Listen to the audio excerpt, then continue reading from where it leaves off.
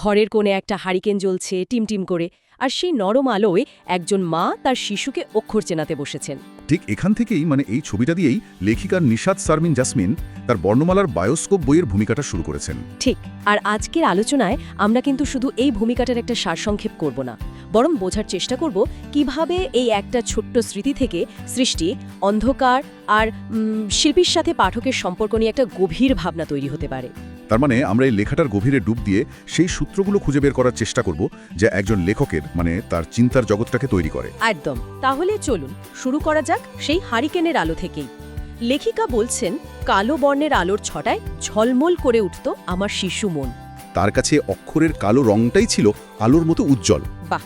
আর তিনি শুধু অক্ষর শিখছিলেন না, তার মা তাকে শেখাচ্ছিলেন ছন্দে ছন্দে। শেখার প্রক্রিয়াটাই ছিল একটা কবিতার মতো। জ্ঞান আর শিল্পের আনন্দ যেন একসাথে মিশে গিয়েছিল সেই হারিকেনের আলোয়। একদম। আর এই ছন্দের বোধটাই হয়তো তাকে কবিতার দিকে টেনে নিয়ে গেছে।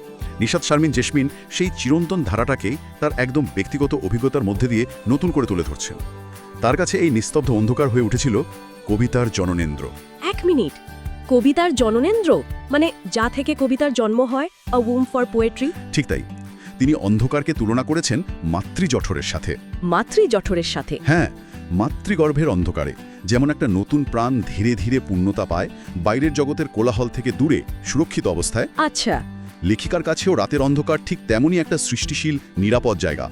দিনের বেলার হাজারো চিন্তা, তথ্য আর ডিস্ট্র্যাকশন যখন থেমে যায়, তখনই ভেতরের ভাবনাগুলো কবিতার রূপ নিতে শুরু করে। এই তুলনাটা তো পুরো দৃষ্টিভঙ্গিটাই বদলে দেয়। বাহ! লেখিকা তাই বলছেন, কালো বর্ণের আলোয় আমরা চেতনার আলোক যাত্রায় সামিল হই। তার সৃষ্টিশীলতার যাত্রাটা শুরুই হয় ওই অন্ধকার থেকে। ওনার কবিতার বিষয়বস্তুগুলো কি? বিষয়বস্তুর পরিসরটা বেশ বড়। জননী, জন্মভূমি, প্রকৃতি, মানুষের সুখ দুঃখ, অন্যায় অবিচার সবকিছুই আছে। তিনি বলছেন, সৃষ্টির প্রতিটি বস্তুই আমার কাছে পরম মর্যাদার। এর এই না যে গোলাপ আর ঘাসফুলের মধ্যে কোনো পার্থক্য নেই।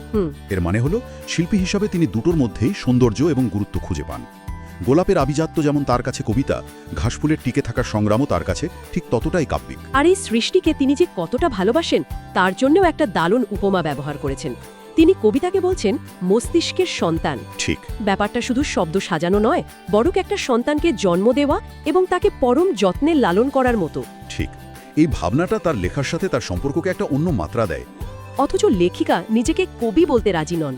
তিনি বলছেন, নিজেকে কবি বলার দৃষ্টতা আমার নেই। সহজ করে বললে, যখন একজন পাঠক লেখাটার ভেতরের অনুভূতিটা ধরতে পারেন, সেটার সাথে নিজেকে মেলাতে পারেন। আচ্ছা। লেখক হয়তো তার মস্তিষ্কের সন্তানকে জন্ম দেন, কিন্তু সেই সন্তানটি পূর্ণতা পায় পাঠকের হৃদয়ে পৌঁছে। পাঠকের অনুভূতি ছড়া সেই কবিতাটা যেন একটা প্রাণহীন লেখা হয়েই থেকে যায়। লেখকের একার আনন্দ বা কষ্টটা যখন পাঠকের আনন্দ বা কষ্টে পরিণত হয়, তখনই লেখাটা সার্থক। একদম। তার কবিতার সার্থকতা নির্ভর করছে পাঠকের ওপর। অনেকটাই।